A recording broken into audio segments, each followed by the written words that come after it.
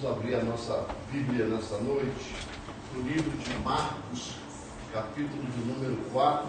Isso é uma passagem que todos já conhecem.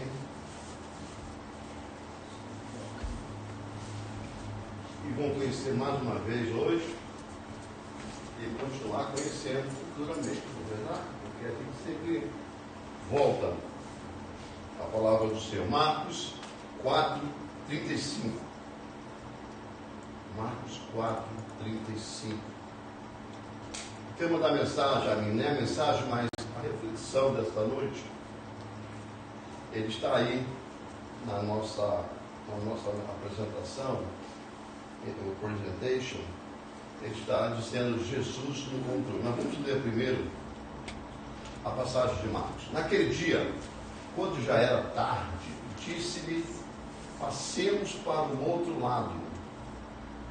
E eles, deixando a multidão, o levaram consigo, assim como estava no barco. Havia com ele também outros barcos.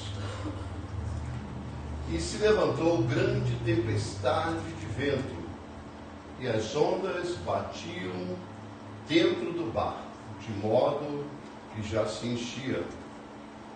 Ele, porém, estando na polpa, dormindo sobre a almofada, despertaram-no e lhe se perguntaram: mestre, não se te dá que pereçamos? Ele levantou-se, repreendeu o vento e disse ao mar: cala-te, aquieta-te.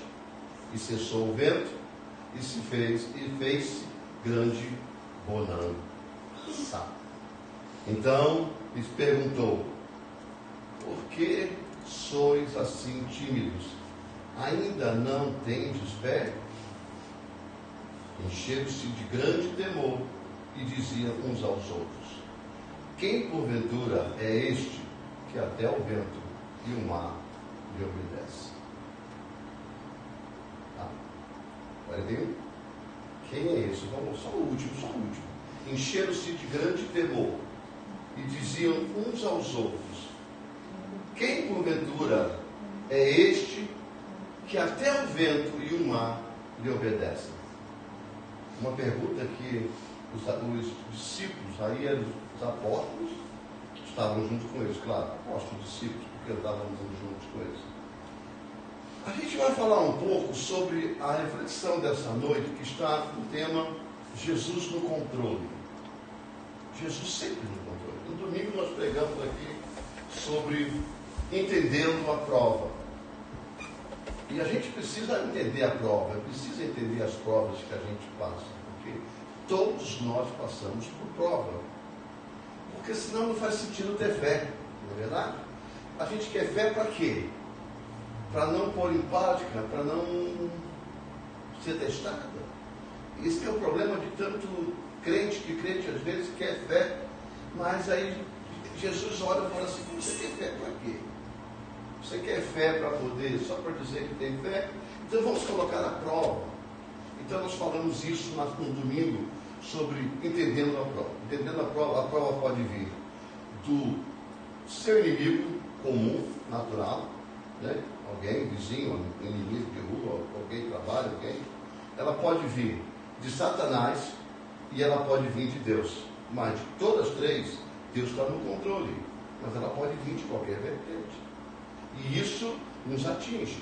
Hoje nós vamos falar um pouco sobre também essas provas, mas não é bem prova, mas é tempestades. Parece a mesma coisa, só que é um pouquinho diferente, porque a tempestade são situações geradas no geral.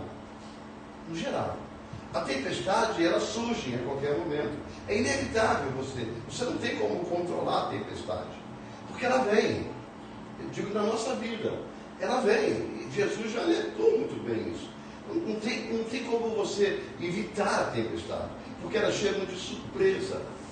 Elas chegam de surpresa e causam muito tumulto, uma vez até destrói muita coisa na nossa vida.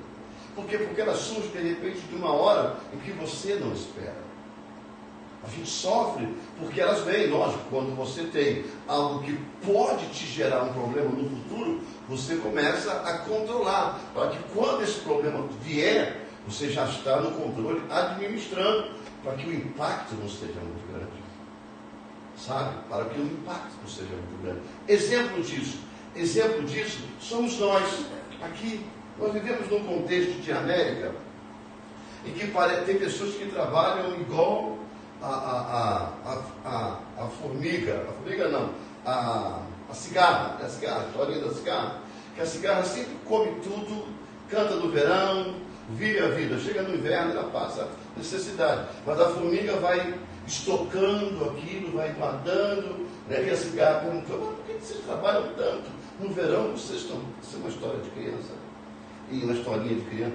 E vocês não param. Ela diz, olha, você pode cantar, você pode viver a sua vida, mas nós continuamos o nosso trabalho. Porque quando chega no inverno, a gente tem comida para se manter até o inverno acabar. E chegando no inverno, a cigarra passa o sufoco, porque não pode cantar, é muito frio, não tem comida e morre. É uma história que a gente aprendeu na escola. Mas isso acontece conosco aqui na América. Se a gente não controlar o inverno, chega no verão, a gente passa um mau pedaço. Por quê? Porque falta serviço, falta uma série de coisas, e as necessidades continuam vindo, ou seja, o aluguel, as coisas que tem que pagar, as dívidas, tudo aquilo que a gente adquire, porque nós adquirimos, mesmo quando está sobrando, não se guarda, mas cria-se dívida. A verdade é essa. Quando está sobrando, está tudo no controle, a gente cria, sempre aparece alguém para nos levar para a dívida. E aí chega na hora da tempestade, a dívida, ela transforma essa tempestade em um torneiro, algo muito forte, muito mais abrangente. E a gente fica no olho do furacão, sofrendo os vendavais da tempestade que a gente passa na vida. E tem uma coisa que é interessante, que a tempestade, ela mesmo que você não tenha tempestade, está conseguindo controlar a sua vida, está tudo no controle bonitinho. Às vezes a gente até pensa que, olha, eu não passo por tempestade. Tudo na minha vida está correto, tudo na minha vida está em dia, eu procuro pagar minhas coisas tudo certinho, eu procuro controlar tudo bonitinho. Mas isso não é porque você é inteligente, não é porque você é esperto, não é porque você é um bom administrador, não é porque você é honesto. Não. Isso não é a capacidade de Deus que te dá para manter, porque pode vir uma tempestade de uma doença no seu corpo, e você também, com toda inteligência, não saber administrar aquilo que acontece no seu corpo. Não é verdade? Ou as dívidas que vão surgir. Mas não é pelos méritos, e sim porque Jesus está no controle da nossa vida.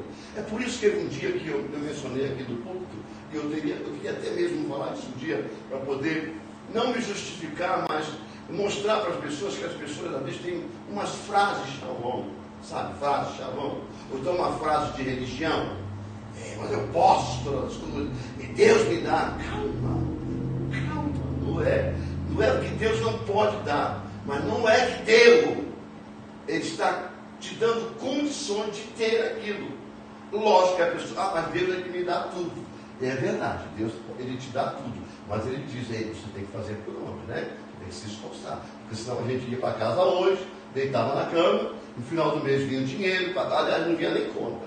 Já pagavam para a gente direto no banco, e toda semana chegavam as compras na nossa casa, a gente só queria, entrava no carro, o posto mandava gasolina, a gente ficava aí. Uma vida de king, né? De rei, sem fazer nada. E não é assim. Não é assim. Então Deus não dá a casa, como as pessoas dizem que dá. A não ser que você fica assim, como aqui, ó. Aqui é a chave da casa, assinatura aqui, pago. Você não tem que pagar nada, a casa é sua. Aí você recebe. Mas o que é que Deus faz? Estou falando do que eu um dia mencionei, e algumas pessoas falam, mas é Deus que dá. Não, Deus gera substância, gera condições para que você vença. Ele fala assim, ó, eu te dou trabalho, eu te dou saúde, eu te dou provisão, agora vá e cresça. Você está me entendendo? Porque o prazer de Deus, ele não é como todo pai, toda mãe, todo responsável por alguém, todo gerador, sabe, genitor, que ele fala assim, olha, eu tenho filho, eu preparo meu filho, agora eu quero preparar meu filho, a minha filha, para que eles vão e cresça e apareça, seja alguém. Ele não quer que... Nós não queremos que nós vamos estudando para os nossos filhos, se formamos para os nossos filhos, não é? Não, a gente quer que eles vão. Deus é do mesmo jeito. Deus te dá a provisão, te dá a sabedoria, te dá a consciência, te dá tudo para que você vá e cresça. Você está me entendendo? É assim que Deus gera conosco. Então, existem mais palavras, que é uma palavra mais, são frases religiosas, que a gente precisa bem entender. E são frases que chavonas, porque todo mundo fala, eu também falo. Apenas repito o que as pessoas falam. E não é bem assim que a gente tem que viver. Por quê? Porque cada um tem uma experiência. Então quer dizer que se você tem uma casa, foi Deus que te deu, e o que não tem? O que Deus é mau com ele? Se é o mesmo Deus. Está entendendo? Então não é assim as coisas. É uma questão de desenvolvimento através da mão do Senhor. É assim que acontece. Todos. Você vai encontrar casos na Bíblia de pessoas chegarem e derramar diante de Jesus alguma coisa bem valiosa. Aquilo estava dando, é verdade, estava dando. Mas quem gerou aquilo na vida da pessoa foi o próprio Deus que gerou. Você vai entender de uma forma ou de outra. Gerou, e foi, né, colocou sobre os pés de Jesus aquele líquido tão precioso. Outras coisas. Deus é um Deus de provisão para que a gente se desenvolva. Mas aí, até a tempestade, existem 4 tópicos da tempestade que eu gostaria de dizer para você rapidamente, que a gente vai ter que guardar isso na mente, para que a nossa fé venha a crescer. Primeiramente, o primeiro tópico que a gente precisa entender é que a tempestade, elas são inevitáveis. Jesus disse, no mundo tereis aflições. É inevitável. Jesus teve inúmeras. Se você for encontrar pelo lado de problemas, até Deus teve tempestade no céu. Se você olhar problema como tempestade, até Deus teve. Que isso, pastor? Lúcifer se levantou, criou uma rebelião no céu, e 1/3 dos anjos caíram com ele. E quem era ele? O mais chegado ao Senhor. Era o anjo de Deus. Era o que administrava os louvores a Deus. Isso é tempestade. Ei, nós estamos falando do céu, de um lugar santíssimo, um lugar de paz. Não é o que a gente pensa? Agora imagine uma revolução de 1/3 dos anjos. Porque alguém criou uma oposição a Deus. Alguém queria... Isso é tempestade. Então, se a gente for olhar a tempestade, a gente tem isso até dentro da nossa casa. Não é verdade? Dentro da nossa família, dentro dos nossos parentes, dentro dos nossos amigos. Nós temos. Dentro da nossa igreja. O que nós temos? São tempestades. Mas uma coisa a gente tem que ter certeza. As tempestades, elas são inevitáveis. Mas Deus está no controle. Eles estavam no mar. O mar da Galileia, guarda esse primeiro tópico. Inevitáveis. O mar da Galileia é um mar. Eu estava lendo sobre o mar da Galileia para poder entender o que acontecia. Essas tempestades do mar da Galileia, elas acontecem até hoje. E essa tempestade que Jesus apaziguou, segundo a história, lógico, a gente não estava lá, mas a história registra que foi uma das maiores. Como é que isso funciona? Parece muito Rio de Janeiro e São Paulo. Sabe, no fim da cidade, no fim da tarde, de verão. Isso não acontece no inverno, só acontece no verão. O céu escurece, aí vem aquele vento forte, chove e enche tudo. Rio e São Paulo, agora está acontecendo na Califórnia, que está lavando a Califórnia para baixo, está acontecendo fortemente. Isso que aconteceu no Mar da Galileia.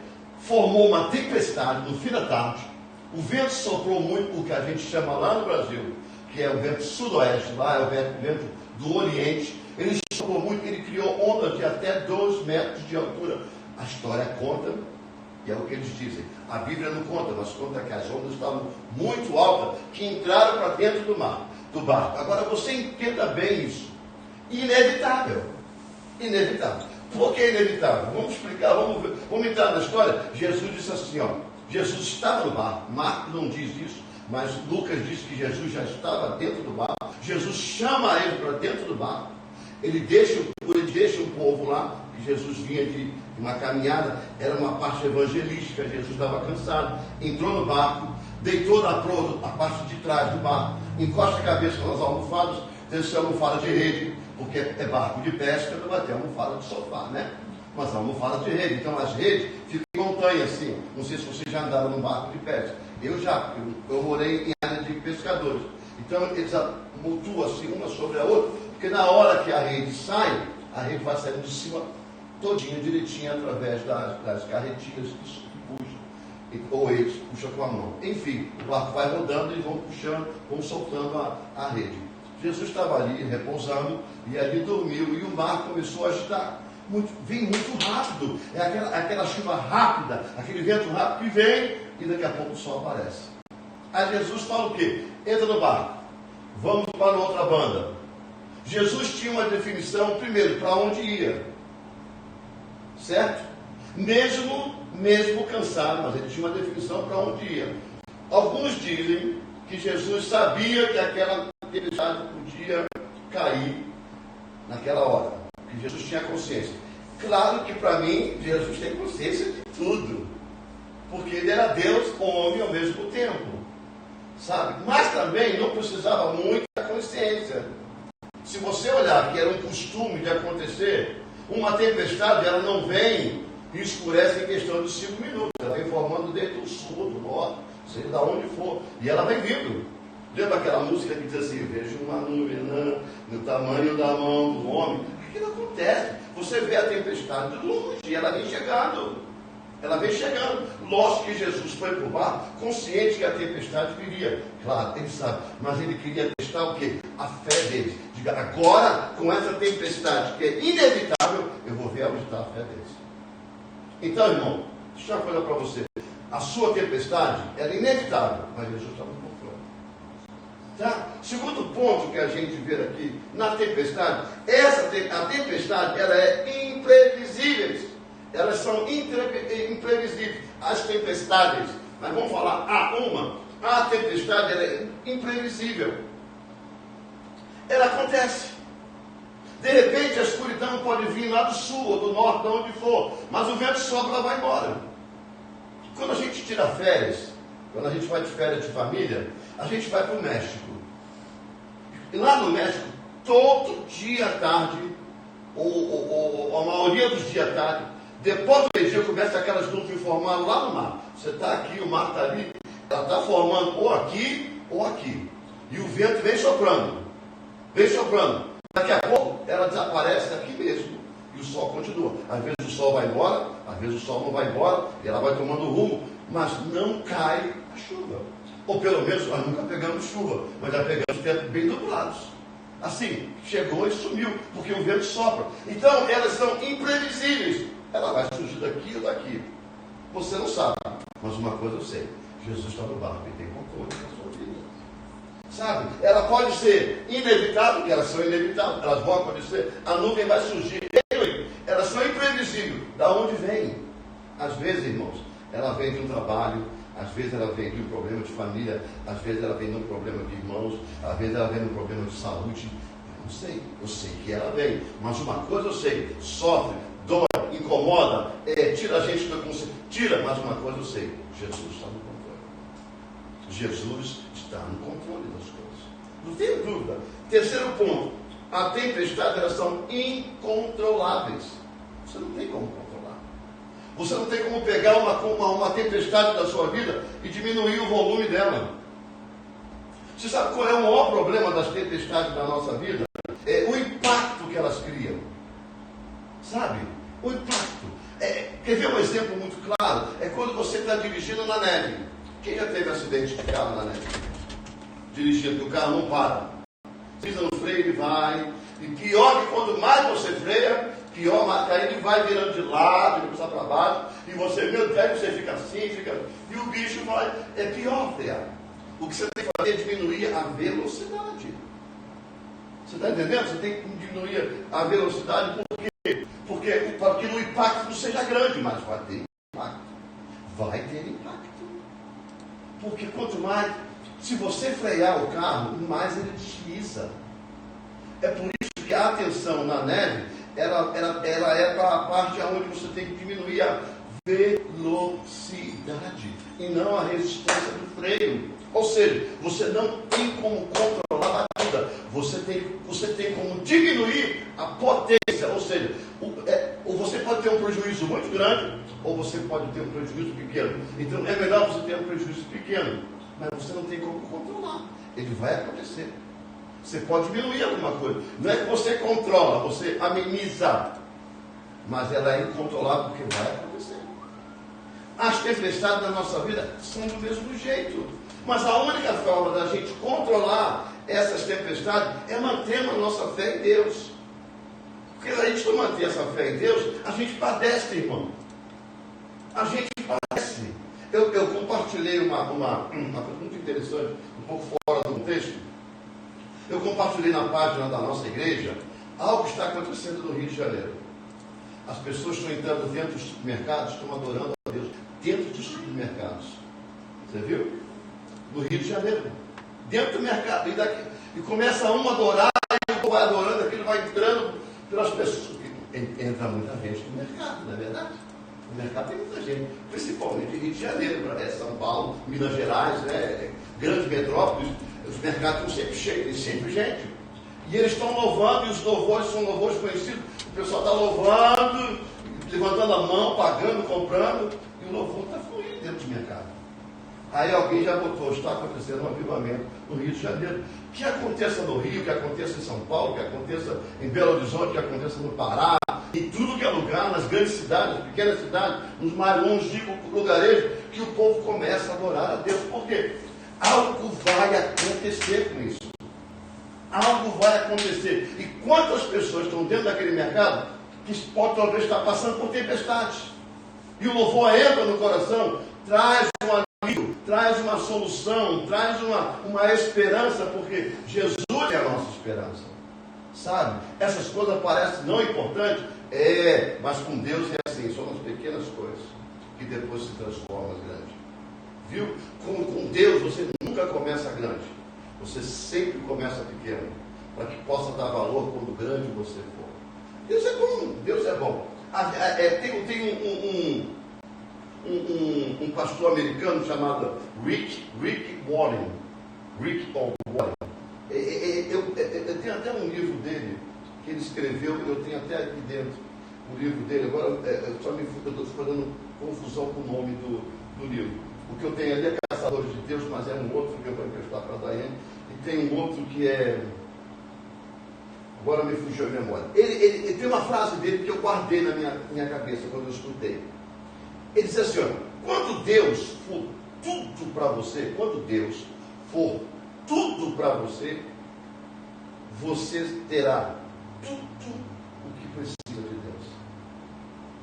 Quando você colocar no seu coração que Deus é tudo para você, o que você precisa, Deus é tudo, aí você tem Deus no seu coração. Deus será tudo para você. Então, é necessário que você pare de pensar que você é autossuficiente.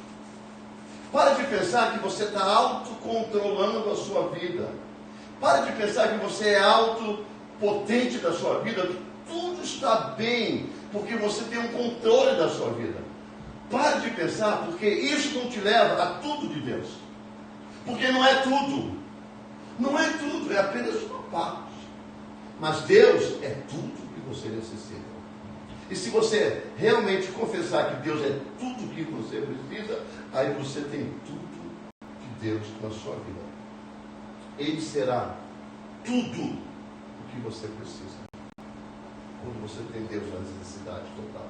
E o quarto ponto que eu queria trazer para vocês sobre a tempestade ela é pedagógica, ela é ensinadora. A tempestade ela ensina. Ninguém passa por prova se no final não aprende, principalmente quando Deus está no controle. Aliás, eu quero até dizer agora para você, Deus muitas das vezes nos leva para o meio do furacão, para a gente começar a ver algumas coisas. Tem coisa na vida da gente, irmão, que às vezes precisa ser quebrada, tirada, diminuída, desfeita. E a única forma que Deus acha encontra para trabalhar com você e comigo, individualmente, é nos levar para dentro da tempestade. Esses discípulos, agora para a gente fazer o encerramento, eu quero voltar da onde nós começamos. Esses discípulos, eles viviam com o Senhor, né? Eu não posso dizer agora por quanto tempo eles já vinham atravessando os milagres de Jesus antes de chegar no Mar da Galileia e para ver o que eles viram. Mas Jesus pôde avaliar que eles não tinham fé suficiente. No final da história, lá no versículo 41, você vai ver que eles falam uma pergunta. Por isso que eu falei no final para a gente repetir. Quem é esse que até o mar me obedece? Eles estavam andando com o homem. O homem já tinha feito tanta coisa de milagre. Eles ainda têm a discrepância de não entender. Tem gente assim dentro da igreja, de não entender quem era aquele homem que estava ali. Lembra que Jesus veio com uma caminhada evangelística, e não tinha uma caminhada evangelística de Jesus que ele não fizesse um milagre. Aliás, o povo só buscava Jesus para milagre. Você já viu Jesus dentro desses sermões que Jesus todo pregou, dizer que aconteceu com Jesus o que aconteceu com Pedro? Pedro pregou seu primeiro sermão, quase 3.000 pessoas se renderam ao Senhor. Não é verdade? A Bíblia diz. Você já viu dizer sobre Jesus isso? Jesus, quando pregou, milhares de pessoas aceitou ao reino de Deus como seu, Jesus como seu Senhor? Não. Por que não? Porque Jesus já estava ali. Ele não tinha morrido. Pedro foi muito depois. Mas uma coisa a gente vê é que o povo confiava em Jesus para ser curado, mas muitos deles não aceitavam Jesus para ser Senhor e para seguir Jesus, ser discípulo. Eles seguiam, e às vezes Jesus queria até ficar longe dele, porque não aguentava tanto sanguessuga. Porque tem gente, irmão, que só quer de Deus. Tem gente, irmão, que não é crente. Escuta o que eu estou dizendo para você. Tem uma turminha aí que não é crente. São necessitados. É diferente. São necessitados. Eles são carentes de coisas e eles buscam Deus para ganhar.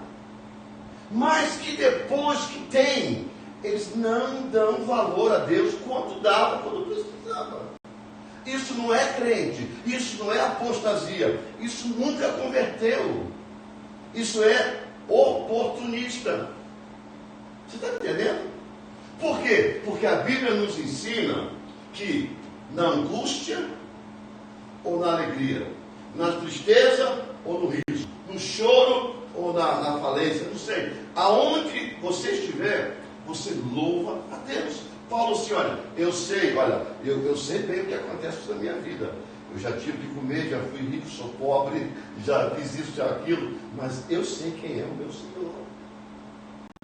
É na angústia, na alegria, na riqueza, na pobreza, eu sei que é o meu Senhor. Como é que a gente avalia? Irmão, igreja, tudo é fruto. Igreja, tudo é fruto, ou frutos. Então, quando você vê um irmão ou a irmã dentro das igrejas, fielmente, buscando, você viu que até uma busca por bênção. Eu estou falando de bênção, tá? Bênção. E que adquire, depois está tudo certo. No tudo certo, no dia de sol, eles somem. Esses ainda não se converteram. Porque na tristeza ou na alegria, na riqueza ou na pobreza, eu continuo adorando a Deus, porque eu sei que as tempestades são inevitáveis. Elas vão, mas elas voltam. E Deus vai estar no mesmo lugar. É por isso que tem aquele provérbio lá na rua, que galinha de casa não se corre atrás. Porque os que abandonam Jesus hoje, porque está tudo bem, vão ser o primeiro a voltar, quando estiver tudo mal. É isso que Jesus está dizendo para nós nessa noite. As tempestades, elas vêm, não tem jeito. Agora, uma coisa que a gente tem que se preparar na fé, saber que Jesus está no controle, para que elas não causem impacto, porque a tendência é criar impacto. É no impacto que o diabo entra e também testa a nossa fé. É só Deus não. O diabo também testa a nossa fé. Cara. O diabo bota alguém para dizer assim: e agora? Cadê os crentes? E agora? Cadê a igreja? E agora? Cadê a oração do pastor? E agora? Agora Jesus está no controle. Porque nós estamos aqui, não é pelo que eu falo, nem pelos irmãos que pregam, cantam, fazem ou falam. Nós estamos aqui porque nós reconhecemos que existe um Jesus, que Ele é Senhor e controla a nossa vida.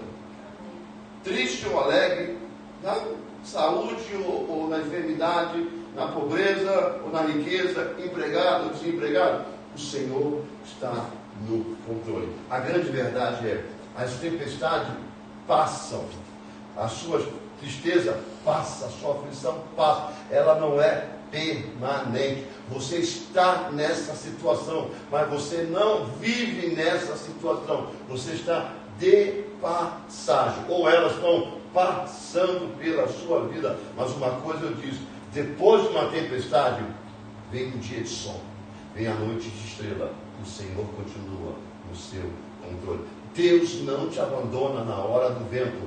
Deus não pula do barco que você está. Deus não te abandona no meio do mar. Deus passa com você na prova. Jesus passa na prova. Se a tua fé ainda for pequena, Ele se levanta e diz: mar, aquieta-te, acalma-te. E aí ele toma a dianteira. Diz: ainda não está preparado, mas vou preparar para que a próxima vez você vença através da fé, acreditando que eu estou no controle. É que Jesus prepara para nós. É o que Jesus diz para nós. É o que nós acreditamos. É assim, por isso que nós somos loucos. As pessoas não entendem a gente. Mas nós não estamos aqui baseados em política, nem de leis, nem de conhecimento humano. Nós estamos aqui espiritualmente, crendo que sempre nos temos um Senhor que está junto conosco, está no controle da nossa vida, está nos auxiliando. Que Deus abençoe a vida de vocês, Deus abençoe a noite de vocês. Nós vamos orar pelos pedidos de oração. Eu continuo pedindo nessa noite pela